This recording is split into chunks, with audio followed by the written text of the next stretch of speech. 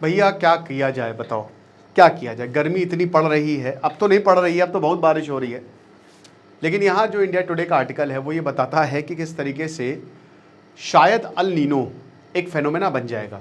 कैसे, बात करेंगे। आशा करता हूँ आप सब बहुत अच्छे होंगे। मेरा नाम है सिद्धार्थ अग्निहोत्री, स्टडी ग्लोस पे आपका बहुत बहुत स्वागत है। अच्छा सुनो, कल एआई की क्लासेस शुरू हो रही हैं। अगर आप एसएससी की तैयारी कर रहे हो तो आज और कल आपके पास आखिरी दिन है, 2 दिन हैं आपके पास, फिर बैच बंद कर देंगे। तो वन डे एग्ज़ाम्स के लिए बहुत ज़्यादा शानदार ये कोर्स है, जिसमें एक एक चीज़ आपको बताई जाएगी कि किस तरीके से तैयारी अपनी और ज़्यादा अच्छी कर सकते हैं। तो डिस्क्रिप्शन कमेंट में लिंक है। अल नीनो की हम कई बार बात कर चुके हैं, वो सेट इन हो चुका है और यूरोप में भयानक गर्मी पड़ रही है। लेकिन उससे ख़तरनाक बात यह है कि जो पैसिफिक ओशन है ना, वो जल रहे हैं। यहाँ पे एक की नीनो, देखो कैसे साइंटिस्ट बताते हैं। NOAA अमेरिका की ये बहुत ही ज़बरदस्त national oceanic and atmospheric administration, ये इसने एक नीनो करके एरिया है, नीनो 3.4, वहाँ पे पैसिफिक ओशन में एक पैच है जिससे ये बताते हैं कि कितना गर्म या ठंडा है ओशन, उससे पता लग जाता है। और उसी से हम पता लगाते हैं कि अल नीनो आएगा या फिर ला नीना आएगा। ठीक है, मैं फिर से बता देता हूँ अल नीनो, जिनको नहीं पता, जो नहीं जुड़ रहे हैं। अल नीनो बेसिकली यार देखो क्या होता है ना, कि जैसे ये है साउथ अमेरिका, तो यहाँ पे वॉर मोशन करेंट्स है। ठीक है, अब क्या है कि जो गर्म पानी है, ठंडा पानी, भाई ठंडा पानी भारी होता है, वो नीचे जाएगा, यहाँ पे गर्म पानी रहेगा। जब यहाँ पे गर्म पानी है तो ये भाप बन के ऊपर उड़ेगा, यहाँ मस्त बारिश होगी। ठीक है, लेकिन ये कंडीशन सही नहीं है, इसी को अल नीनो कहते हैं। एक्चुअली नॉर्मल कंडीशन में जब मानसून बढ़िया होता है तो ये वार्म करेंट्स आ जाते हैं यहाँ इंडिया पे। ठीक है ना, ये ऐसे यहाँ पे ट्रेंड विंड्स यहाँ पे ले आती हैं बढ़िया मस्त, तो यहाँ पे पानी हो जाता है गर्म। तो यहाँ भारत में मस्त बारिश होती है और यहाँ अपवेलिंग, जो ठंडा पानी होता है वो ऊपर आ जाता है, जो अपने साथ मछलियाँ रिसोर्सेज खूब साथ लेकर आता है। तो इनकी भी बल्ले बल्ले और भारत की भी, इंडियन सब कॉन्टिनेंट की बल्ले बल्ले, इसको कहते हैं ला नीना। और वही कंडीशन जब ये वॉर मोशन करंट्स इधर आ जाते हैं, वो अल नीनो हो जाता है। फिर यहाँ पे खूब भयंकर बारिश होती है, बाढ़ आ जाती है और भारत में सूखा है, जो अभी कंडीशन प्रेजेंटली है। जून हमारा ड्राइस्ट था 126 साल में, 1901 में इतना ड्राई जून पड़ा था, 55% रेन डेफिशिएंट था। लेकिन जुलाई में बढ़िया बारिश हो रही है। इसमें भी ये बताया कि देखिए जो लॉन्ग टर्म पीरियड है, ठीक है, लॉन्ग टर्म पीरियड एवरेज जिसको LPA बोलते हैं, वो तो कम रहेगा, बिलो नॉर्मल रहेगा, यानी कि 96% से लेकर 104% तक, तो बिलो नॉर्मल रहेगा। तो below normal long term period and ये जो होता है, ठीक है, तो ये निकालते हैं पिछले 50 साल का, 50 साल को ट्रैक करते हैं, उसी हिसाब से हमने अपने मापदंड जो है वो बनाए हुए हैं। तो अब यहाँ पे ये सब हो क्यों रहा है, इसका रीज़न यही है कि हमारे ओशंस, 5 ओशंस हैं हमारे, 4 नहीं 5 है। कौन कौन से, चलो कमेंट बॉक्स में बता दो। तो जो ओशंस हैं वो लगातार गर्म होते जा रहे हैं। 55% इंक्रीज टेम्परेचर में देखने को मिला है। मैं आपको बताता हूँ, टेम्परेचर वाइज बताता हूँ। 1 जून से 4 जुलाई तक 2026 में 1.64% था, सॉरी 1.64 डिग्री सेल्सियस है।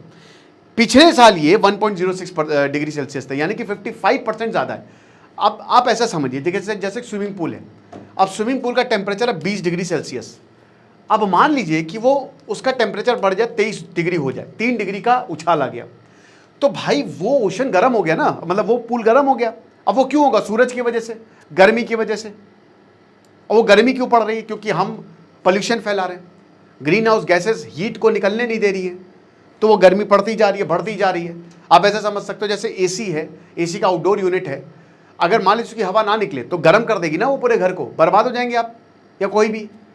तो यही हो रहा है। तो यहाँ पे जैसे पूल गर्म हो रहा है, और हम तो ओशंस की बात कर रहे हैं, यहाँ पे 0.01% का भी अगर या 0.1 डिग्री सेल्सियस का भी चेंज आता है ना, तो पूरी दुनिया पर असर पड़ता है।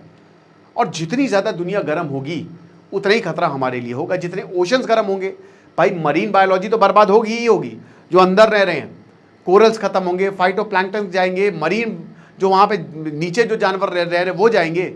और उसके बाद जो ग्लोबल वार्मिंग हो रही है, जो पूरी दुनिया, ये अल नीनो, ला नीना, इंडियन ओशन डाइपोल, ये फेनोमेना रिवर्स होगा। समझ रहे हैं आप? तो कंपैरिजन जो अब देखिए, इंडियन मेट्रोलॉजिकल डिपार्टमेंट ने बिलो नॉर्मल रेनफॉल, जैसा कि मैंने बताया कि ये बताया है, NOAA का डेटा ये बताता है कि जो नीनो 3.4 रीजन है वो 2.89 डिग्री सेल्सियस से 29.23 डिग्री सेल्सियस तक हो गया है। यानी कि जहां 1 जून को ये 28.9 डिग्री सेल्सियस था, वहां पे 4 जुलाई को 29.23 डिग्री सेल्सियस हो गया है, ठीक है ना। तो इंस्टेड ऑफ कूलर ये और गर्म होता जा रहा है, ये नीनो वाला एरिया गर्म होता जा रहा है और ये लगातार बढ़ता रहेगा, ठीक है। ये सस्टेन्ड हाई टेम्परेचर जो है वो दिक्कत होगी। तो जाहिर सी बात है कि अगर ओशन पे खतरा होगा, क्योंकि देखिए क्या है ना कि अगर मान लीजिए कि अल नीनो कंडीशन आती है तो इंडियन ओशन डाइपोल, भारत में 5 ऐसे वेदर सिस्टम्स हैं, तो अल नीनो कंडीशन को वो न्यूट्रलाइज कर देते हैं। ऐसा कई बार हुआ है कि भारत में अल नीनो आया है, अल नीनो ला नीना, ये पिछली बार जैसे ला नीना था, खूब बारिश हुई, झमाझम बारिश हुई, अबव एवरेज रेनफॉल हुई, लेकिन इस बार अल नीनो है, इंडियन ओशन डाइपोल इसको मान लेते हैं, लेकिन इस बार इंडियन ओशन डाइपोल भी न्यूट्रल है, ठीक है। पॉजिटिव नेगेटिव प्रेशर डिफरेंस मैंने बताया है। तो इस बार भारत के लिए दोहरी मार है। अब आप बोलेंगे सर देखिए मुंबई तो बह गया है ना, मुंबई में तो तबाही आ गई है, पुणे में तबाही, इतनी बारिश, भयंकर बारिश हो रही है। तो मैंने क्या बताया कि इस बार मुंबई में भी मानसून 11 दिन लेट आया था, 11 दिन लेट आना था, 10 जून को आया, 21 जून को। और मुंबई में कितना हाहाकार मचा था, पानी की कितनी भयानक क्राइसिस थी, हमने देखा। मुंबई पूरा मानसून डिपेंडेंट है, मुंबई में हमेशा से ही बारिश होती है, कोस्टल एरिया में आता है। अरेबियन सी ब्रांच जो है वो सबसे ज़्यादा मुंबई में बारिश लेके आती है, या वेस्टर्न घाट्स में बारिश लेके आती है।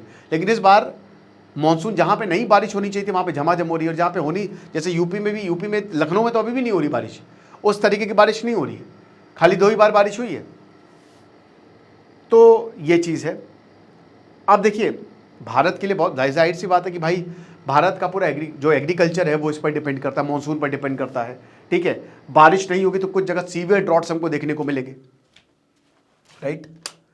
सर मैं 1 मिनट बंद कर देता हूँ इसे, लाइट चली गई यार, है ना, तो बेकार में फर्जी में इन्वर्टर पर लोड पड़ेगा, इसीलिए मैंने लाइट्स ऑफ कर दी, है ना। तो ये चीज़ है। तो भारत में ड्रॉट जैसी कंडीशन हो सकती है, एग्रीकल्चर हो गया, जो हमारा मानसून है वो वीक हो सकता है। तो ये सारी चीज़ें इंडिया पर असर डालेंगे, और इसीलिए साइंटिस्ट जो है वो थोड़ा सा टेंशन में तो है। सरकार क्या कर रही है? सरकार कुछ नहीं कर सकती, ये तो नेचुरल फिनोमेना। आप क्या कर सकते हो? आप बस मानसून को ट्रैक कर सकते हो, ठीक है। पैसिफिक ओशन टेम्परेचर्स को जो है वो आप मॉनिटर कर सकते हो, बता सकते हो, प्रिपेयर कर सकते हो। भारत में दिक्कत क्या कि भारत में ऐसी बहुत सारी रेन वाटर हार्वेस्टिंग हो गया, या कैनाल्स हो गया, या नदियों को साफ करना हो गया। जैसे क्या है ना कि जब भी बारिश हो, मेन इसमें वाटर क्राइसिस आती है, पानी की किल्लत आती है। तो भारत में अगर वाटर मैनेजमेंट सिखा दिया जाए तो कमाल हो जाएगा। भारत में वाटर मैनेजमेंट नहीं है। मैं हमेशा बोलता हूं कि वाटर मीटर हर घर में लगाइए आप, क्योंकि क्या है ना कि पानी सबको फ्री दे रहे हो, और जब पानी आप फ्री दे रहे हो तो कोई सड़क बिना बात के धो रहा है, कोई अपनी कार बिना बात के धो रहा है, कोई घर धो रहा है, कोई कुछ भी ऐसे ही पानी पानी की टंकी भर गई है तब भी पूरा छत स्विमिंग पूल हो जाती है। तो पानी की वेस्टेज हम कर रहे हैं। वाटर मीटर लगाएंगे तो उसमें वाटर डिपार्टमेंट जो लॉस में, उसको भी पैसा अच्छा खासा मिलेगा, और लोगों को भी समझ में आएगा कि हाँ भैया पानी इतना, 90% लोग वाटर का बिल नहीं भरते, तो ऐसे पड़ा रहता है। तो सरकार को सख्ती करनी पड़ेगी यार पानी के मामले में। दुनिया भर में पानी की क्राइसिस है, पानी को आपको बचाना पड़ेगा। पानी की कमी नहीं है भाई, कैसे पानी की 71% एरिया पूरा दुनिया वाटर है, हर जगह पानी पानी, बट साफ पानी 3% है।